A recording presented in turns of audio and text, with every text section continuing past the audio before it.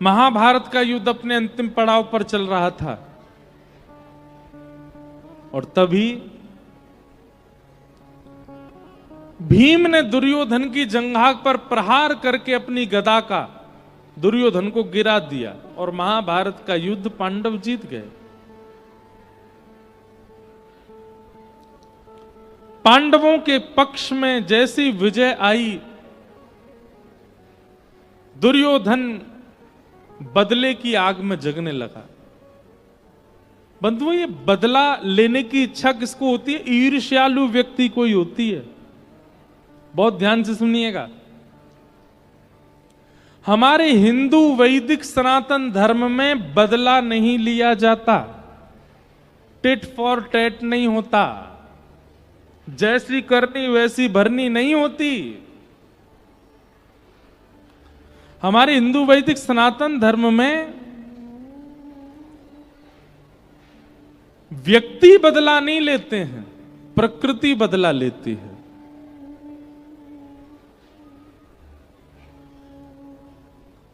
आपके साथ यदि कुछ अनुचित होता है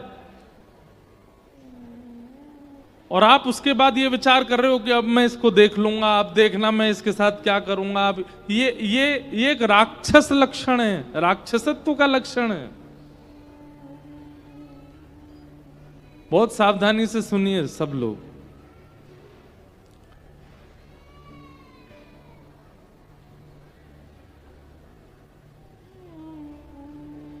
ये राक्षसत्व का लक्षण है। क्यों? कभी ये स्थिति सबके जीवन में आई है कि आप सबके साथ कुछ ऐसा हुआ और आप सबने उसी समय प्रण लिया कि अब देखना मैं क्या करता हूं। उसी समय से आप राक्षसों की तरह सोचने लग जाते हो।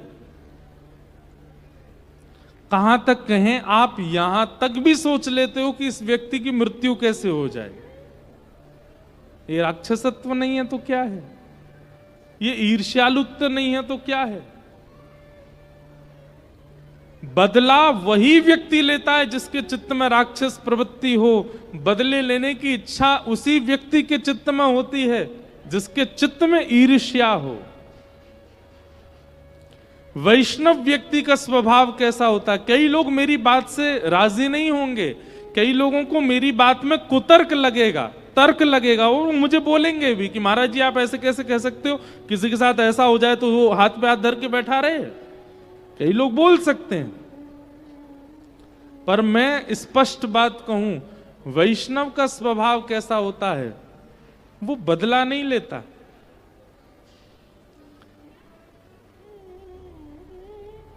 घटी हुई घटना पर भगवद इच्छा मानता है और भगवद इच्छा मान करके उसको जो भोगना है वो प्रकृति पर छोड़ देता है। और ये बात निश्चित मानिए, प्रकृति मतलब पृथ्वी, अग्नि, जल, वायु, आकाश, इनको प्रकृति कहते हैं। व्यक्ति जब अपने साथ घटी घटना का बदला नहीं लेता तो पृथ्वी, जल, अग्नि, वायु, आकाश उससे बदला लेते हैं। कुछ ना कुछ प्रकृति ऐसा करेगी। जैसे कई बार ऐसा होता है, घर में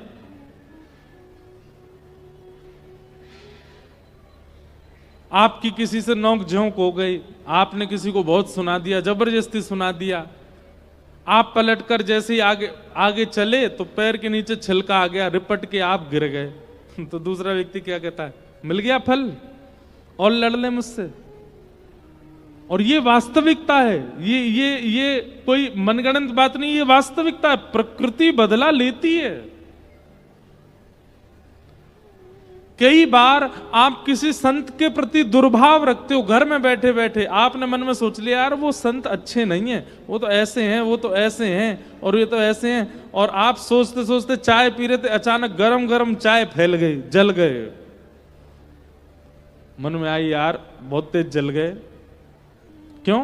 प्रकृति बदला लेती।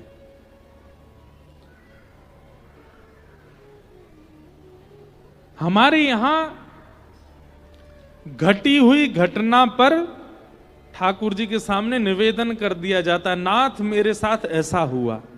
नाथ मेरे साथ ऐसा किया गया, अगर मैंने पूर्व में अपराध किया है तो मैं इसको भोगने के लिए तैयार हूं, लेकिन यदि मेरा कोई अपराध नहीं है तो आप दृष्टि रखिएगा।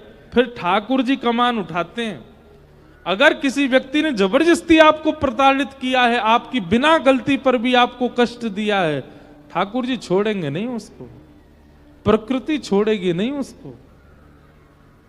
बस आप बदला मत लेना।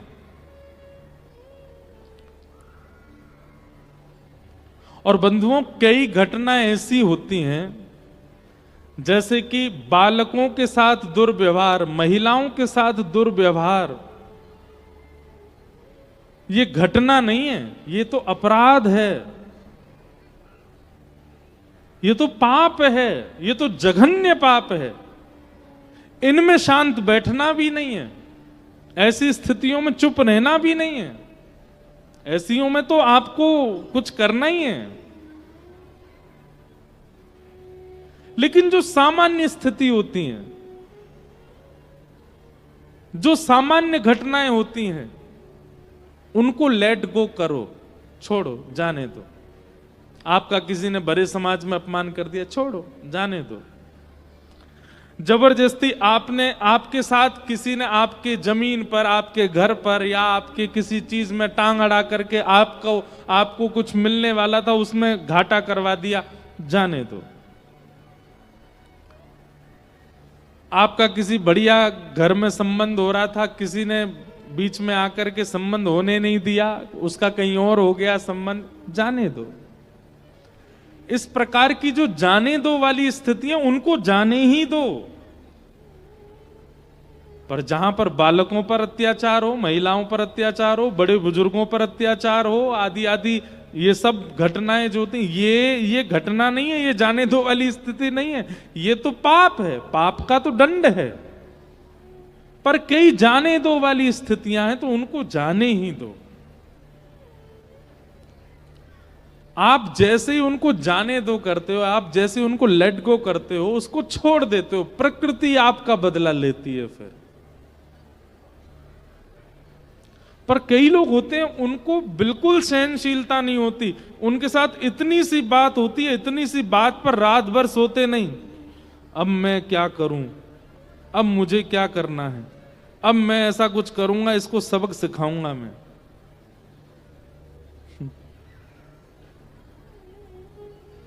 ये सबक सिखाने वाली स्थिति राक्षसों की होती है, मानवों की नहीं। अब आप सोचो, रावण राम जी का युद्ध किस घटना से हुआ, बताओ।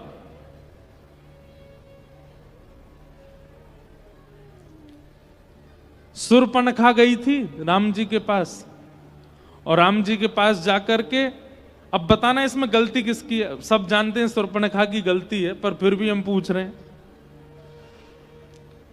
शूर्पणखा ने जाकर के राम जी से क्या कहा, मुझसे ब्याह कर लो, आप बहुत सुंदर हैं और आप बहुत सौम्य दिखते हैं। और एक राम मानस जी में तो ऐसा वर्णन है कि पूतना ने ऐसा कहा कि इतने सुंदर नहीं हो आप, राम जी से कह रही है, इतने सुंदर नहीं हो, पर हां काम चला लूंगी मैं, मुझसे ब्याह कर लीजिए आप। राम जी ने कहा, ये दिख रही हैं आपको दूर बैठी हैं शिला पे? बोला ये हमारी गृहिणी हैं, हमसे अच्छा है कि उनसे ब्याह कर लो, वो जो पतले से घूम रहे हैं ना नीचे, उनसे ब्याह कर लो आप जाके, हम तो ऑलरेडी रिजर्व्ड हैं। और बड़ी पत्नी के सारे अधिकार होते हैं, तो पहली पत्नी वही है, बड़ी पत्नी आप छोटी बन के जाओगी तो कैसे काम चलेगा। शूर्पणखा तुरंत चली गई लक्ष्मण जी के पास। सबसे पहली बात, शूर्पणखा के चित्त में अकेले राम जी नहीं है, वो जहां चाहे भटक सकती है, जहां चाहे जा सकती है। स्थिरता नहीं थी शूर्पणखा के चित्त में। लक्ष्मण जी के पास गई, बोले सुनो हमसे ब्याह करो। और क्या कहती है, वो तो सांवले हैं, वो तो काले हैं, उनसे उनसे मेरी जोड़ी जमेगी नहीं, तुम मुझसे ब्याह कर लो, और उनकी तो पत्नी भी है, उनसे ब्याह करके क्या फायदा, तुम ही कर लो। लक्ष्मण जी बोले देखो, वो मेरे स्वामी हैं, वे मेरे स्वामी, उनकी पत्नी मेरी स्वामिनी, मैं तो दास हूं, और मैं दास तो मेरी पत्नी को भी क्या बनना पड़ेगा, दासी। बताओ दासी बनने में तुमको अच्छा लगेगा? दास बन के क्या फायदा, उन्हीं के पास जाओ, उन्हीं से कर लो ब्याह। और भैया ये तो क्षत्रिय राजा हैं, एक बहु पत्नी रखने की संभावना है, इनके पिताजी के 3-3 ब्याह हुए, आप भी कर लो। फिर से गई राम जी से जाके बोली तुम ही करो मुझसे ब्याह। राम जी ने फिर उसको लक्ष्मण जी के पास भेज दिया। तो क्या बोलती है, बोले मैं तुम दोनों को खा जाऊंगी और तुम्हारे सहित इसको भी खा जाऊंगी, तीसरी जो है, मुझसे ब्याह करो। गलती किसकी है? शूर्पणखा की गलती है। जब अंत में शूर्पणखा ने यही कह दिया कि तुम दोनों को भी खा जाऊंगी, तुम्हारे साथ इसको भी खा जाऊंगी, अब ऐसी स्थिति में अगर आ जाए तो फिर तो कुछ एक्शन लेना पड़ेगा ना, अपने आप को बचाने के लिए तो कुछ करना ही पड़ेगा। लक्ष्मण जी ने उसके नाक कान काट दिए। अब नाक कान कटवाने वाले काम ही किए हैं उसने। और इसके बाद भी बताऊं, शूर्पणखा का भी पहले ब्याह हो चुका था, ये भी पहले से ब्याही ठियाई थी। इनके पतिदेव एक युद्ध में रावण के द्वारा ही मारे गए थे, स्वयं भी विवाहिता है। और उसके बाद लौट करके गई तो रावण से जाके क्या कहती है, उन्होंने मेरे नाक कान काट दिए। रावण ने ये नहीं पूछा क्यों काटे, क्या बात हो गई, क्या कारण था,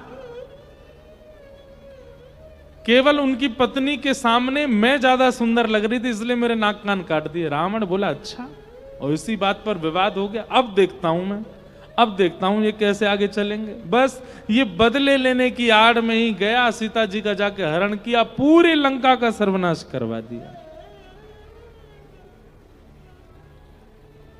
ये राक्षसत्व होता है कि हम बदला लेंगे।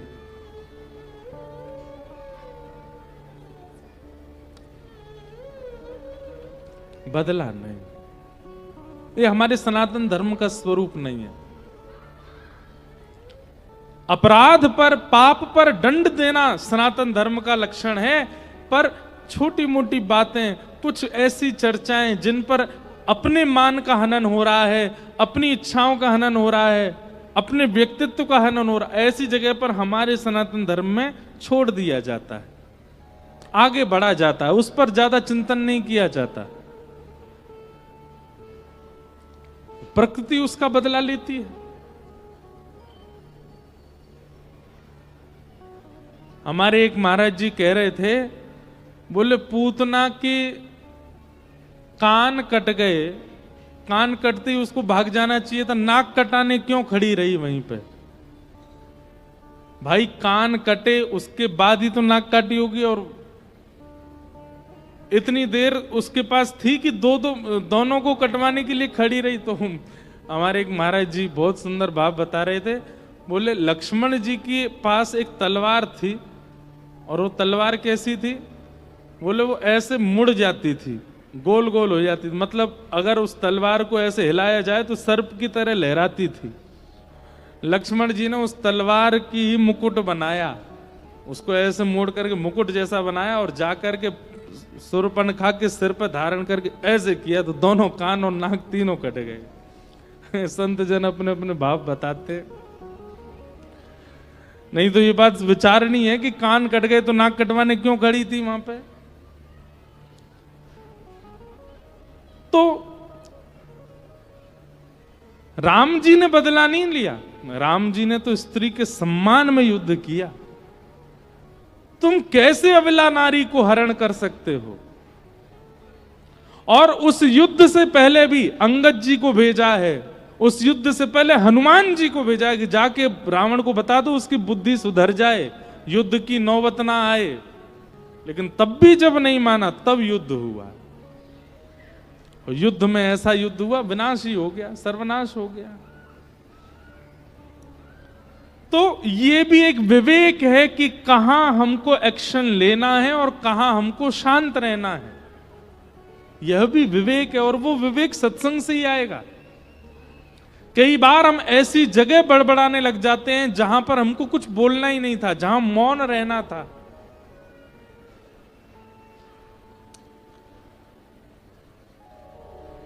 महाभारत का युद्ध पांडवों के पक्ष में चला गया, जीत गए पांडव।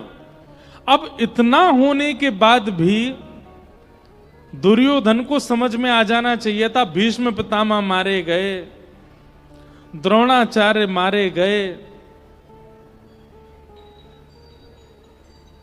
पूरी मेरी सेना खत्म हो गई। अब तो कम से कम उसको समझ जाना चाहिए था कि भाई पांडवों से बैर करने में मेरी हानि ही है। पर नहीं, अब भी नहीं समझा। मरते मरते भी गुरुपुत्र अश्वत्थामा को बुला करके कहता है, जाओ जाकर के द्रौपदी के सोते हुए 5 पुत्रों को मार दो। अगर पांडव नहीं मरे तो उनके बच्चों को मारूंगा। ये राक्षस बुद्धि है। अगर मैं उसका हनन नहीं कर पाया तो उसके कुल का हनन करूंगा, उसके खानदान का हनन करूंगा। ये राक्षस बुद्धि है।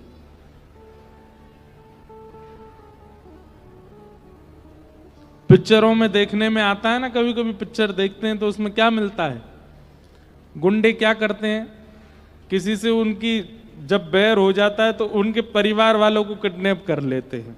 ये गुंडे ही तो करते हैं। जब उससे काम नहीं बन रहा, उस पर कुछ नहीं कर पाते तो उसके परिवार को प्रताड़ित करते हैं। ये राक्षस बुद्धि है। दुर्योधन अचेत पड़ा था और अचेत अवस्था में अश्वत्थामा से कहता है, पांडवों को तो हम नहीं मार पा रहे हैं क्योंकि कृष्ण इनके साथ है, लेकिन द्रौपदी के 5 पुत्र हैं।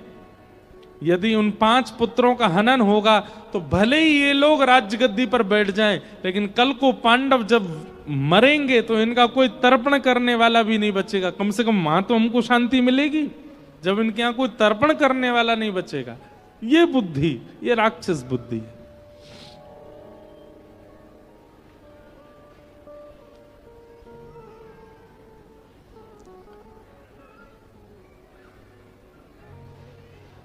अश्वत्थामा गए, द्रौपदी के 5 पुत्रों को जैसे ही मारा, पूरे पांडव समाज में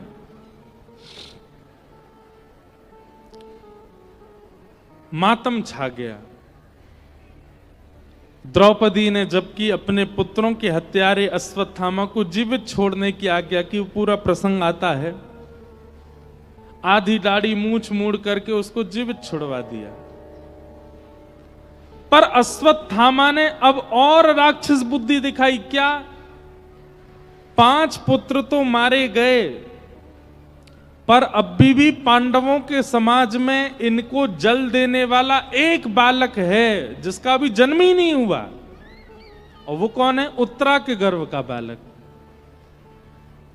जीवित लोगों को मारने तक की इच्छा में भी राक्षसत्व होता है, पर जिसका जन्म ही नहीं हुआ उसको मारने की इच्छा प्रकट करना, ये तो घनघोर राक्षस का स्वरूप है।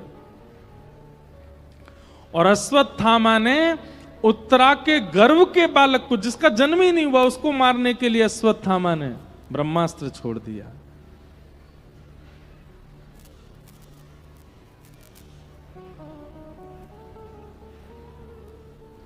इसमें से आवाज़ जा रही है, क्या हो रहा है भैया? अश्वत्थामा ने ब्रह्मास्त्र छोड़ा है ना, उसी की आवाज है, ब्रह्मास्त्र है।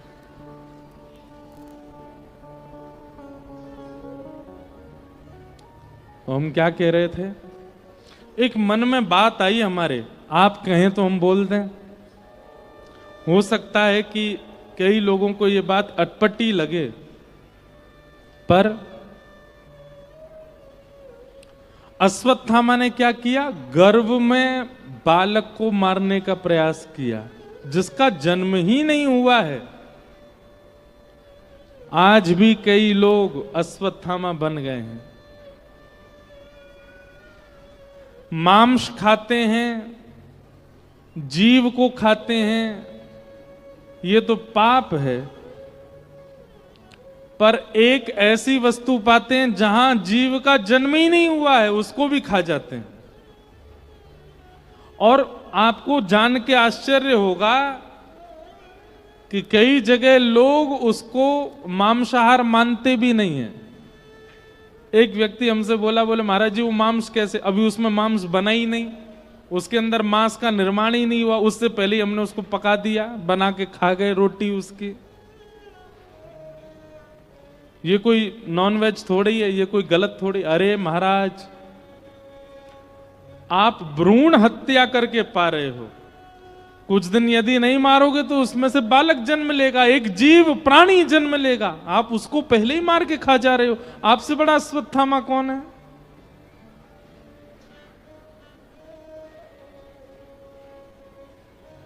और एक बात बताएं, जीवितों को मारने वाले राक्षसों को तो भगवान ने मार दिया, पर भ्रूण में मारने वाले बालक को, अश्वत्थामा को, ठाकुर जी ने स्पर्श तक नहीं किया।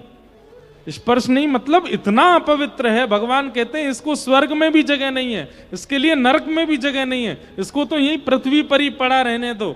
आज तक अश्वत्थामा अमर अवस्था में जीवित है, लेकिन ऐसा जीवन किस काम का? वो प्रसन्न नहीं है, वो सुख नहीं है, वो अत्यंत दुख में है। उनके लिए नरक यही पृथ्वी पर ही प्रकट कर दिया भगवान ने।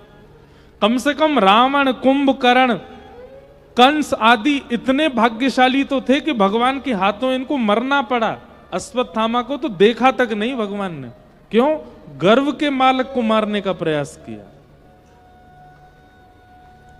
हमारी आपसे प्रार्थना, वैसे तो वैष्णव को प्याज लहसुन भी नहीं खानी चाहिए, पर आप लोग वहां तक भी छूट है आपको, लेकिन कम से कम मांस सेवन तो मत कीजिए। कम से कम किसी जीव की हत्या तो मत कीजिए। ये संकल्प ले लीजिए, हम आपसे प्रार्थना कर रहे हैं, ये बहुत आवश्यक है। कई लोग कहते हैं हम मांस नहीं खाते, पर हां वो सफेद सफेद वो तो खाते हैं। अश्वत्थामा मत बनो। और अगर आज तक पाया है, आगे मत पाइए। और जिन जिन को आपने पा लिया है, जो जो आपके गर्भ से वैकुंठ चले गए हैं, आपके गर्भ में जाकर के आपके दांतों से बेचारे काटे गए, आपके गर्भ में जाकर के फिर प्रस्थान किए हैं, उन सब के लिए हर महीना कुछ कर दिया करें। वृंदावन जाकर के, कहीं जाकर के कुछ उनके लिए पुण्य हो। जो भी हमसे अपराध हुआ, हमारे द्वारा जिनकी हत्या हुई। अच्छा एक बात और, बड़े बड़े विचित्र लोग हैं। एक व्यक्ति मुझसे बोला, महाराज जी हम तो केवल खाते हैं, हत्या तो कोई और करता है उसकी, पाप तो उसको लगेगा ना। अब भाई जब उसने मार ही दिया, हत्या करके उसके हाथ पांव अलग कर ही दिया, वो बेचारे सड़ जाएंगे इसलिए हम खा लेते हैं। मैंने वाह भाई, जय हो, धन्य है तुम, कितने बड़े परोपकार का काम किया, तुम नहीं खाते तो बेचारा सड़ जाता वो। एक बार बंबई में मेरी कथा थी, तो वहां एक व्यक्ति आया, बोला महाराज जी हम लोग मच्छी खाते हैं। मैंने क्यों खाते हो भाई? बोले आपको नहीं पता, हम बहुत बड़ा परोपकार का काम कर रहे हैं। मैंने कहा क्या काम कर रहे हो? बोले हमारा गांव है गंगा जी के किनारे। मैंने कहा अच्छा। मैंने कहा कहाँ है? बोले बिहार में है हमारा गांव, हमारे गांव से ही गंगा जी जाती हैं। मैंने कहा तो? बोले महाराज जी देखिए, उत्तराखंड से गंगा जी निकली, उस गंगा जी में जितनी भी मछलियां हैं, वो संपूर्ण उत्तराखंड, उत्तर प्रदेश में जितनी भी गंदगी होती है, उन सब गंदगियों को वो खाती हैं, और उन मछलियों को निकाल करके हम खाते हैं। हम तो गंगा जी को पवित्र करने का काम कर रहे हैं, गंगा जी की सारी अपवित्रताएं दूर कर रहे हैं। मैंने कहा भाई चरण कहाँ है तुम्हारे, तुम नहीं खाओगे तो गंगा जी तो बेचारी बिल्कुल मटमैली हो जाएंगी, विष बन जाएगा गंगा जी में। मांस खाने वाला व्यक्ति किस हद तक पहुंच जाता है। कुछ दिन पहले मैंने एक वीडियो देखा, उसमें लोग बोल रहे थे, बोले शाकाहारी लोग कहते हैं, बोले जीव को मत खाओ, उसको काटने पर बहुत दर्द होता है उसको। हाँ, जैसे कि तुम लोग पेड़ काटते हो, पेड़ को तो दर्द होता ही नहीं। अरे भाई, पेड़ पौधे ये सारी वस्तुएं मानव को पाने के लिए ही बनाई गई हैं। गेहूं को अगर नहीं पाया जाएगा तो वह विषैला बन जाएगा। ये तो मानव जीवित करने के लिए, जीवन जीने के लिए शाकाहार बनाया गया। उनका तो निर्माण ही इसीलिए किया गया है कि हम मानव पा सकें। तो जानवरों को इसलिए थोड़ी बनाया गया है कि सब पा सकें उनको। और भागवत जी में ऐसा वर्णन है, वो समय दूर नहीं, घनघोर कलिकाल में, जब संसार में प्राणी नहीं बचेंगे, जब संसार में एक भी व्यक्ति जीवित नहीं बचेगा,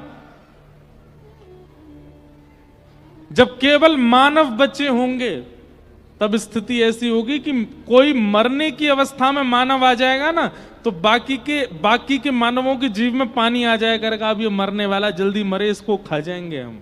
ऐसी स्थिति आ जाएगी।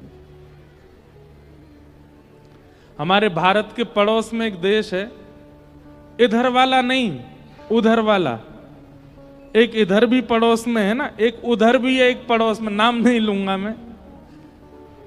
वहां पर अगर आप दुर्भाग्य से चले गए, वहां आपको पक्षी नहीं मिलेंगे आकाश में, वहां आपको कॉकरोच नहीं मिलेंगे, वहां पे आपको छिपकली भी नहीं मिलेगी, कोई नहीं मिलते, क्योंकि सब भोजन है, सबको पा जाते हैं। और आज इस बात को सुनकर के जितने लोग परेशान हो रहे हैं, राम राम राम, ये एक दिन हमारे भारत में भी होगा। घोर कलयुग में सब होगा। इसलिए हम तो यही प्रार्थना कर रहे हैं, यहां जितने लोग बैठे हैं, कम से कम आप लोग ही मांस तो मत खाइए, और ये भ्रूण हत्या मत कीजिए। गर्भ के बालक को मार करके तवा पे पका के खा जाते हैं, नहीं, ये मत कीजिए। और हम एक और बात कह दें, हमको बुरा नहीं लगेगा बोलने में, और अगर आप नहीं छोड़ सकते हैं तो कम से कम इसको छोड़ दें, सत्संग में आना छोड़ दें। एक पक्ष के रहो, एक जगह के रहो। एक पांव वहां भी धर रखा है, एक पांव यहां भी धर रखा है, ये गड़बड़ी वाला काम मत कीजिए। या तो वहीं के रहिए, पूर्ण रूपेण सारी चीजों को भोगिए, और यहां आ गए तो फिर यहीं के रहिए, वहां मत जाइए।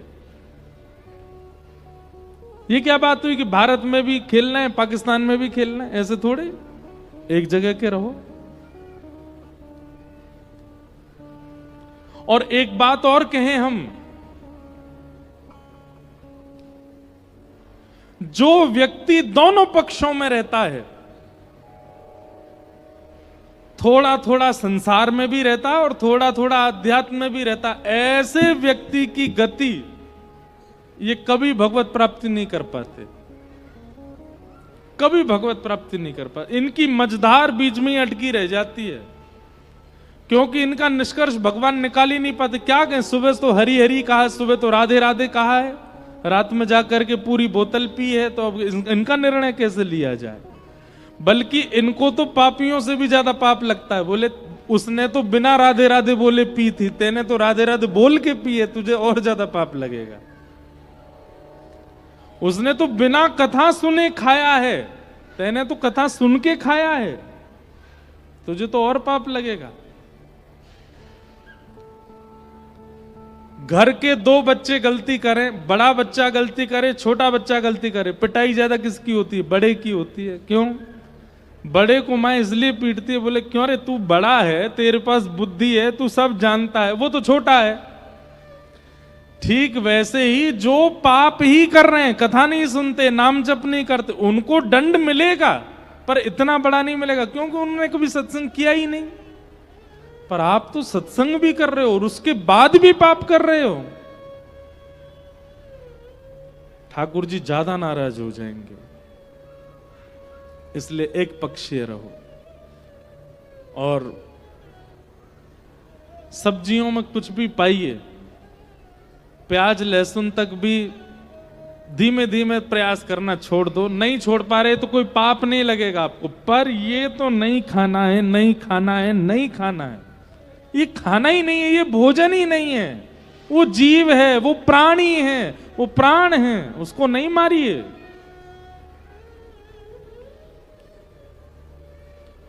अश्वत्थामा, उसने मन में विचार किया कि द्रौपदी के 5 पुत्र मर गए, पर पांडवों की बहू उत्तरा अभी गर्भवती है, उसका बालक यदि मैंने मार दिया गर्भ में ही, तो इन पांडवों के यहां जल देने वाला नहीं बचेगा कोई। और जैसे ही अश्वत्थामा ने बाण छोड़ा, उत्तरा के गर्भ के बालक को मारने के लिए ब्रह्मास्त्र छोड़ा, उत्तरा दौड़ी दौड़ी भगवान के श्री चरणों की ओर भागी है। पाहि पाहि महायोगिन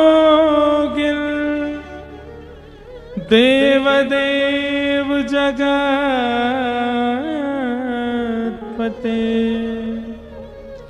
नान्यं तद्भयं पश्ये यत्र मृत्यु परस्परम। पाहि पाहि महायोगन, भुजा उठा करके दौड़ी दौड़ी गई है ठाकुर जी के चरणों में। हे नाथ, मुझे भले ही कुछ भी हो जाए, पर मेरे गर्भ के बालक को बचा लीजिए। ठाकुर जी के चरणों में भुजा उठा करके समर्पित हुई जैसे उत्तरा। द्वारिकाधीश एक रूप से तो बाहर खड़े थे, दूसरे रूप धारण करके ठाकुर जी ने अंगुष्ठ मात्र रूप धारण किया और अपनी चक्रा नाम की गदा को लेकर के उत्तरा के गर्भ में प्रवेश करके अपनी द्रुत गति से गदा को घुमाया और गर्भ के बालक की अश्वत्थामा के ब्रह्मास्त्र से रक्षा हो गई, गर्भ के बालक को बचा लिया।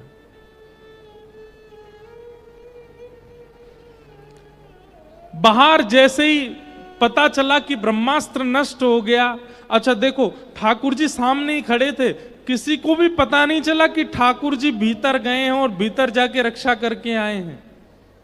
पर क्योंकि ठाकुर जी सामने खड़े हैं और आकाश में ब्रह्मास्त्र नष्ट हो गया, तो सबने तालियां बजाई, सबने जय जयकार करी, सब कहने लगे जय हो द्वारिकाधीश की जय हो, बाल कृष्ण प्रभु की जय हो, आपने उत्तरा की रक्षा कर दी, ब्रह्मास्त्र नष्ट हो गया आकाश में। तो ठाकुर जी बोले, ए पांडवों, मैं तुम्हारे सामने खड़ा हूं,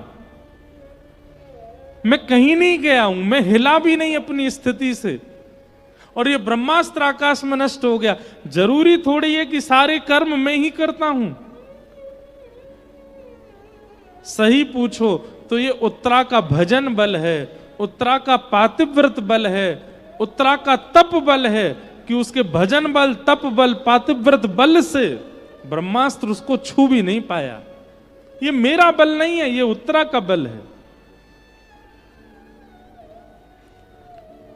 ये ठाकुर जी का स्वभाव है। रक्षा तो ठाकुर जी ने ही की है, पर ठाकुर जी क्या करते हैं, रक्षा करने के बाद भी श्रेय आपको ही दे देते हैं।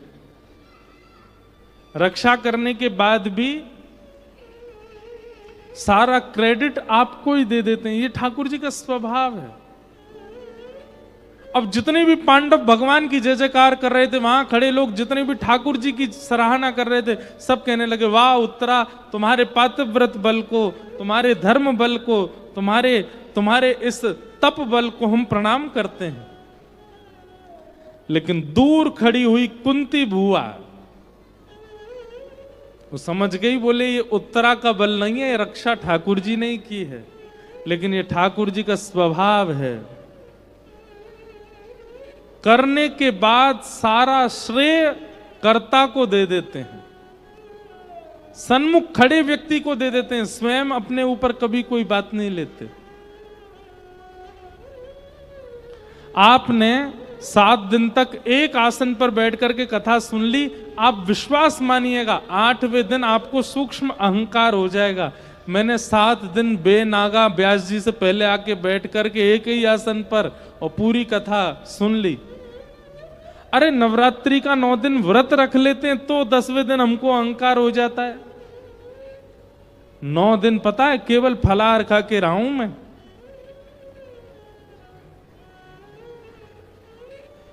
एक महीना श्रावण का अगर व्रत कर लें तो हमको अभिमान हो जाता है। नित्य तिलक लगा करके रह लें, नित्य माला जप कर लें, नित्य एकादशी का व्रत कर लें तो हमको अभिमान हो जाता है। हमने किया नहीं, ये सब ठाकुर जी करवाते हैं। उन्हीं की कृपा है कि हम कर पा रहे हैं, और जो नहीं कर पाते हैं उनका दुर्भाग्य है, ठाकुर जी की कृपा नहीं है। भाई सब एकादशी कर सकते हैं पर कुछ वर्ग के लोग नहीं कर पाते, उनसे हो ही नहीं पाती। क्यों? ठाकुर जी की इच्छा नहीं है, ठाकुर जी की कृपा नहीं। आप पर कृपा है इसलिए आप कर पा रहे हो, इसलिए आप सुन पा रहे हो, इसलिए मैं बोल पा रहा हूं।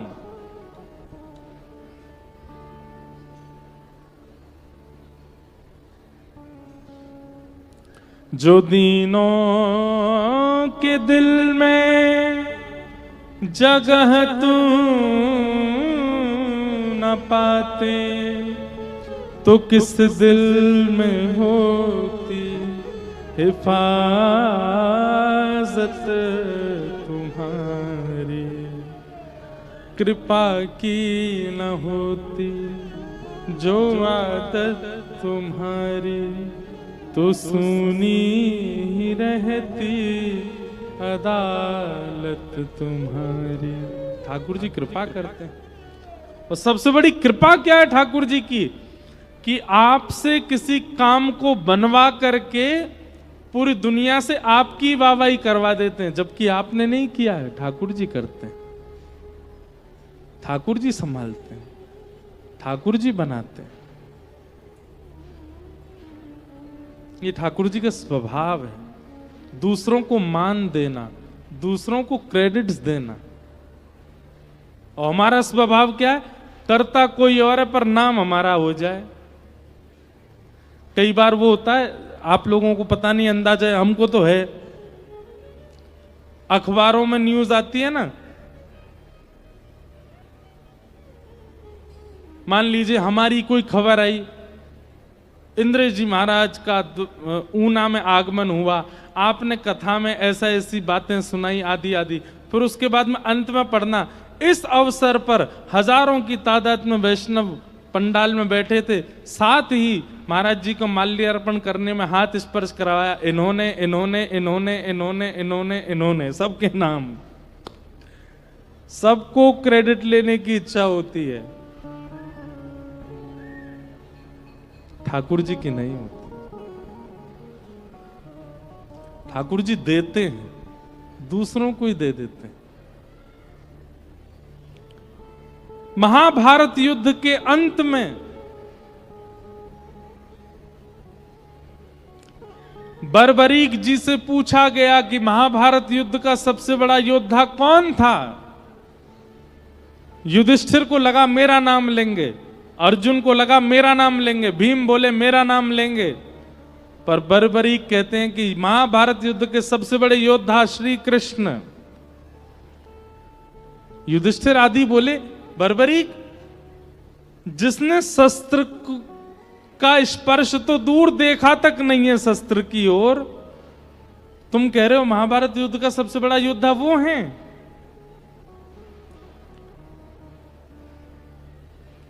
मतलब पांडवों तक को ऐसा लगने लगा कि महाभारत युद्ध हमने युद्ध करके जीता है।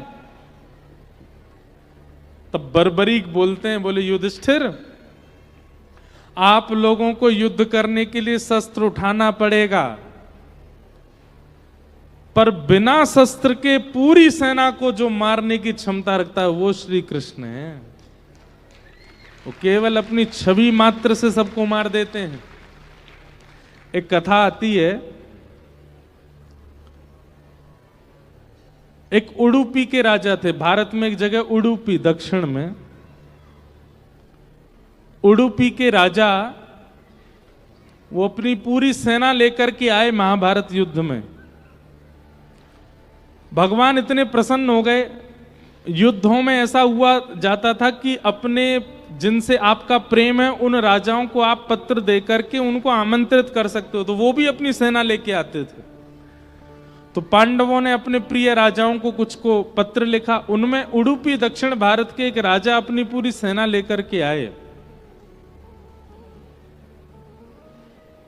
ठाकुर जी ने जब उस राजा को देखा तो भगवान बोले, देखो हमारे पास सेना पर्याप्त है, हमारे पास सैनिक पर्याप्त हैं, सब कुछ पर्याप्त है, पर हमने एक चीज पर दृष्टि नहीं डाली। क्या? इतने सैनिकों का भोजन पानी कौन बनाएगा? उडुपी के राजा ने कहा, यह सेवा हमको दीजिए, हम अपनी पूरी सेना सहित भोजन भंडार संभालेंगे। हम युद्ध नहीं करेंगे, हम केवल भोजन बनाएंगे और शाम को जब आप लोग युद्ध करके आएंगे तो आप सबको बढ़िया गरम गरम भोजन परोसा करेंगे। भगवान बड़े प्रसन्न हो गए, बोले वाह तुमने बहुत अच्छी सेवा ली, करो। तो एक चीज हुई महाभारत युद्ध में, क्या? प्रत्येक दिन सेना घटती थी,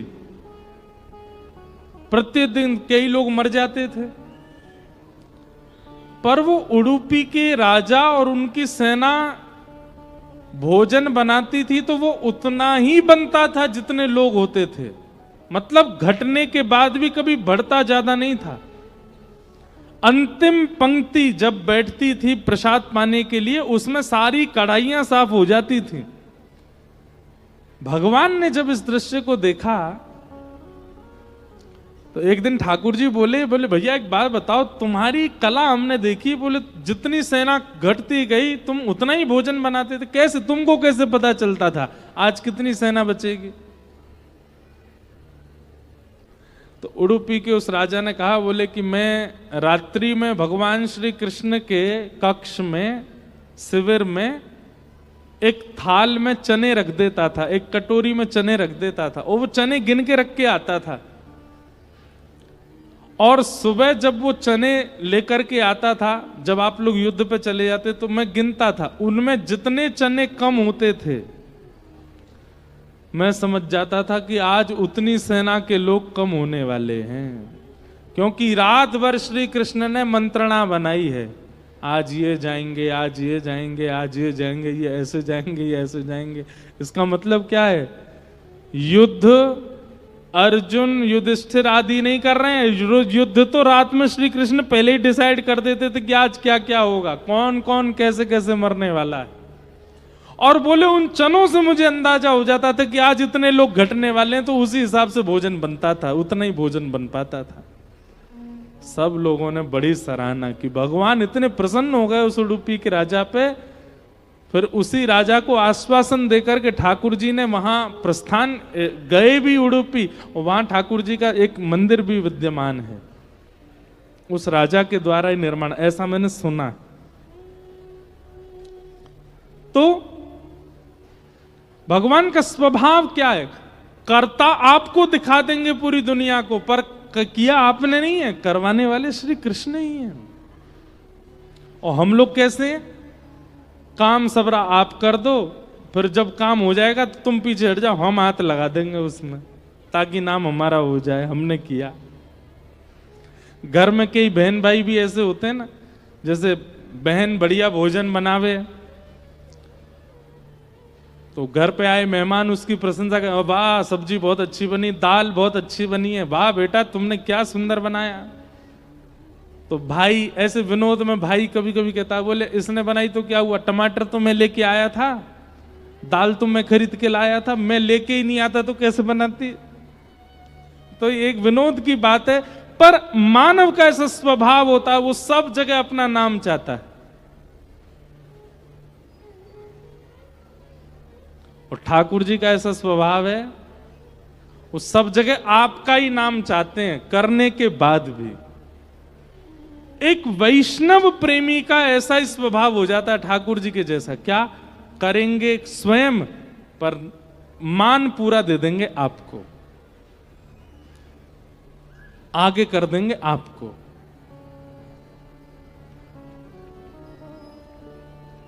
कई सारे ऐसे वैष्णव कथा कराते हैं, वो पहले दिन ही महाराज जी हमारा नाम मत बोलिएगा आप कथा में, और पूरी जनता बैठी है और आयोजक, मुख्य आयोजक जिसने पूरी कथा संभाली, वो कहां बैठा है? वो पीछे बैठा है कहीं पर, कहीं कोने में बैठा, दिख ही नहीं रहा किसी को, मेरा नाम ज्यादा ना हो।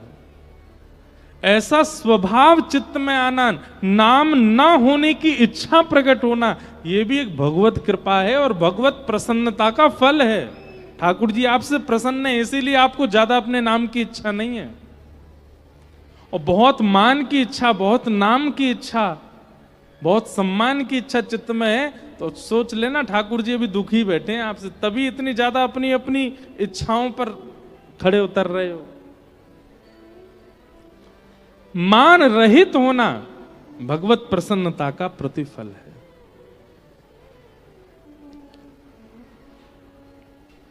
ठाकुर जी ने पूरा मान उत्तरा को प्रदान करवा दिया, और कुंती समझ गई कि नहीं भगवान ने रक्षा की है, पर देखो इनका स्वभाव, पूरा मान कुंती उत्तरा का करवा रहे। तो कुंती ने भगवान की स्तुति गाई, नमस्ते पुरुषम त्वाद्यम ईश्वरम प्रकृते परम अलक्ष्यम सर्वभूतानां अंतर्बहिरवस्थितम। हे नाथ, मैं आपको प्रणाम करती हूं। आप सभी प्राणी मात्र के चित्त में और बाहर निवास करने वाले हैं। इस संकेत से मानो उत्तरा कहना चाह रही है, मैं सब जान गई हूं, ये उत्तरा ने अपनी रक्षा नहीं करी है, ये आपने रक्षा करी है उसके भीतर प्रविष्ट होकर के, ये आपके द्वारा उसकी रक्षा हुई है।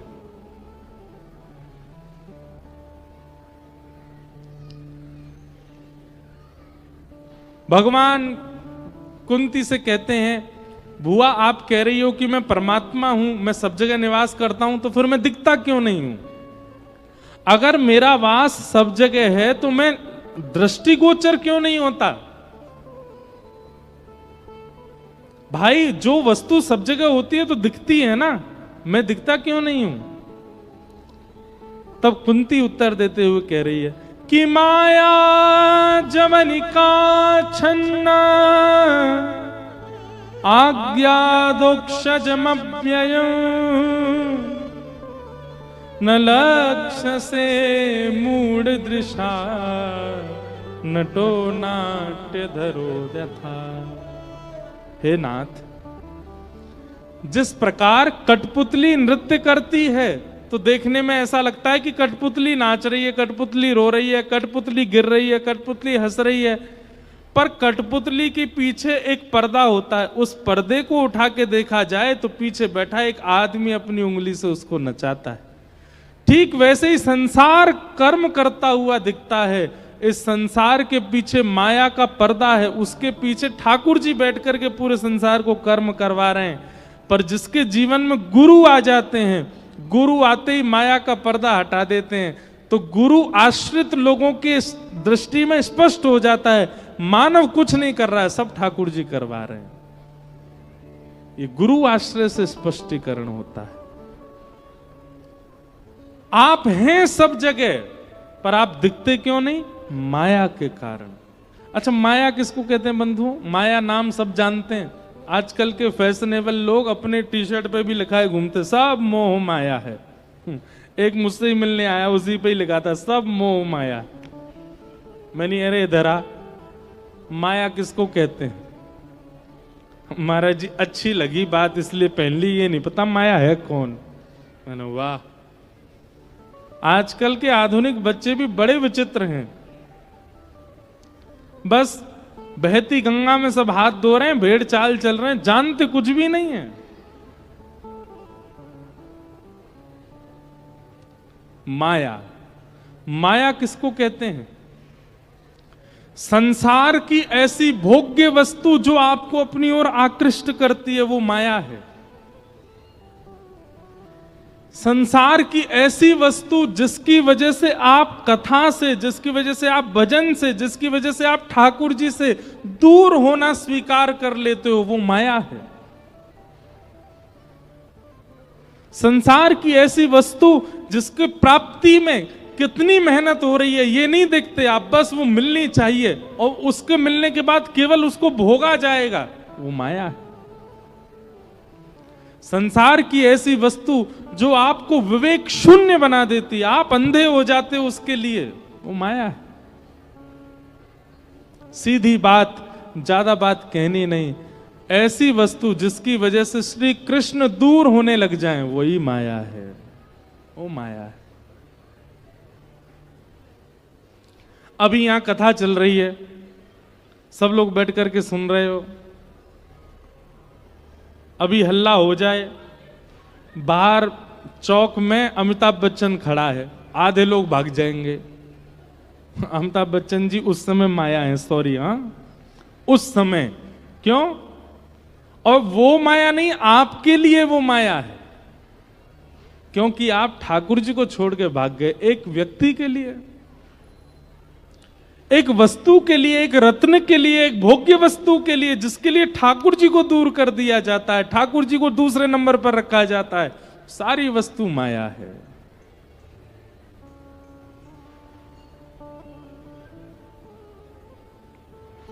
सबसे बड़ी माया तो ये है, सबसे बड़ी माया। आदमी रात में स्वयं भोजन करना भूल जाएगा, पर इसको चार्जिंग पे लगाना नहीं भूलता है। और सबसे ज्यादा कष्टदायी क्या होता है? रात में चार्जिंग में लगा के सुबह उठ के देखा स्विच तो ऑन ही नहीं किया था। अरे महाराज, उस समय ऐसा लगता है कि प्राण ही नहीं चले जाए हमारे। माया।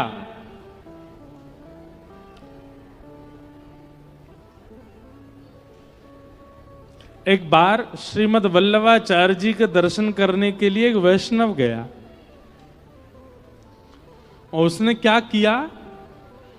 वल्लभाचार्य जी के दर्शन से पहले यमुना जी में स्नान करने जा रहा था, तो वल्लभाचार्य जी खड़े खड़े देख रहे थे सारी लीला। उसने कहा मैं महाप्रभु को प्रणाम करूं, पर पहले यमुना जी में स्नान करके स्वयं को शुद्ध कर लूं। तो उसने क्या किया? उसके छोटे से लड्डू गोपाल थे, वो लड्डू गोपाल को एक झोली में लेके चलता था, वो झोली उसने पेड़ पर टांग दी और पेड़ पर टांग के नहाने चला गया। वल्लभाचार्य जी को बड़ा बुरा लगा, बोले भगवान कहीं भी टांगने वाली वस्तु है, ऐसे टांग दिए इसने। जैसे ही यमुना स्नान करके प्रणाम करने के लिए आया, वल्लभाचार्य जी बोले भैया सुनो, तुमने अपने गोपाल जी कहाँ रखे? बोले पेड़ पर टंग रहे हैं। बोले जाओ लेके आओ। और वल्लभाचार्य जी ने क्या किया? वहां पर असंख्य झोलियां प्रकट हो गईं और सारी झोलियों में लड्डू गोपाल। अब वो तो महाराज चिंता में पड़ गया, इतनी सारी झोलियां लटक रही हैं। घूम घूम करके देखे, सबका एक जैसा रंग। वल्लभाचार्य जी बोले तुमने अपने गोपाल जी की कितने साल सेवा करी? बोले 30 साल हो गए। बोले तो ढूंढ लो, 30 साल में पता तो चली गया होगा तुम्हारे गोपाल जी कौन से हैं। 30 साल की सेवा के बाद भी अपने गोपाल जी नहीं ढूंढ पाया। महाप्रभु जी बोले इससे बढ़िया तो सेवा मत करो, तुमको यही नहीं पता तुम्हारे गोपाल जी कौन से हैं।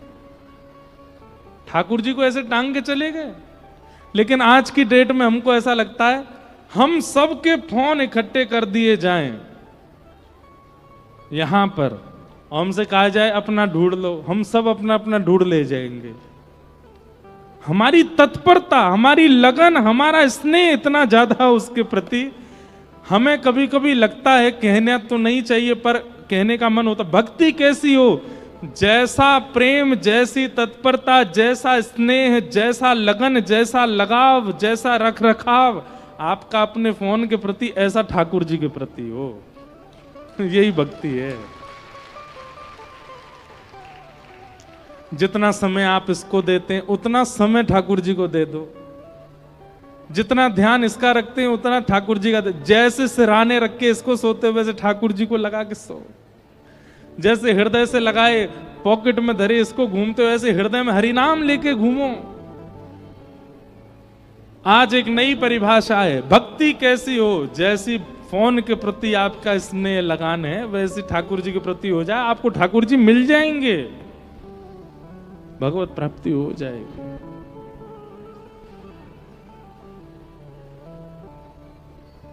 आपको भगवत प्राप्ति होगी।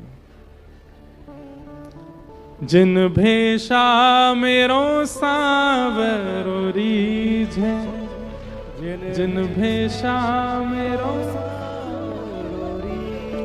अब मीराबाई ने केवल भेष कहा है, पर मेरा मन तो बहुत कुछ कहने का होता है। जिन कर्मों से सांवरो रीझे, जिस भोजन से सांवरा रीझे, जिस भेष से सांवरा रीझे, जिस स्थान से सांवरा रीझे, जैसे भी सांवरा रीझे,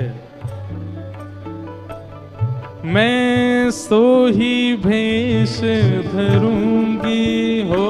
मैं तो सो ही भेष धरूंगी, हाँ मैं तो सो ही भेष धरूंगी हो। मैं तो सो ही भेष धरूंगी हो। मैं बैरागन हूँगी, हूँगी मैं बैरागन, हाँ हूँगी मैं बैरागन हूँगी, हूँगी मैं बैरागन। गाओ ओ बाला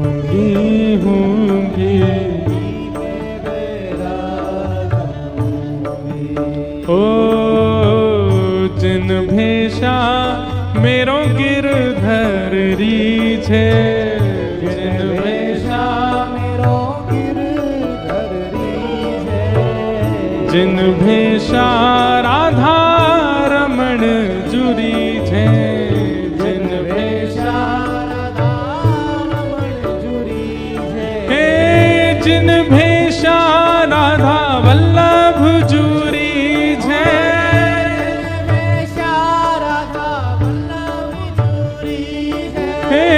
जिन भेषा मेरे सद्गुरु रीझे,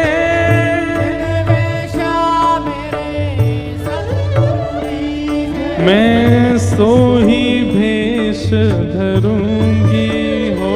मैं तो सो ही भेष धरूंगी, हाँ मैं तो सो ही भेष धरूंगी हो। मैं तो अरे हाँ मैं बैरागन हूँगी, हूँगी मैं बैरागन हूँगी, मैं बैरागन हूँगी, हूँगी मैं बैरागन। श्री राधा रमण लाल की।